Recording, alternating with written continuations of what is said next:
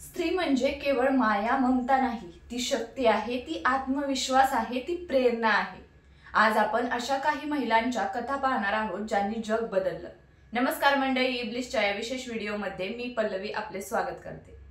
विनेश फोगाट, तिनं 3 वेळा ऑलिम्पिकमध्ये भारताचे प्रतिनिधित्व केले। जागतिक कुस्ती स्पर्धा, राष्ट्रकुल आणि आशियाई स्पर्धांमध्ये पदकांची मालिका जिंकत तिने इतिहास घडवला। पण तिचा प्रवास इथंच थांबला नाही। तिने केवळ मैदानी विजयच मिळवले नाही, तर महिलांच्या हक्कांसाठी आवाज उठवत अन्यायाविरुद्ध झुंज दिली। आज ती क्रीडा जगतातील असमानतेवर आवाज उठवत समाजात बदल घडवण्याचे कार्य करत आहे।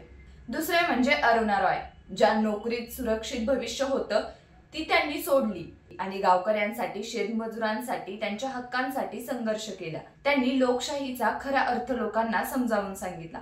माहितीच्या अधिकारासाठी केलेल्या लढ्यामुळे आज प्रत्येक नागरिक प्रशासनाला जाब विचारू शकतो।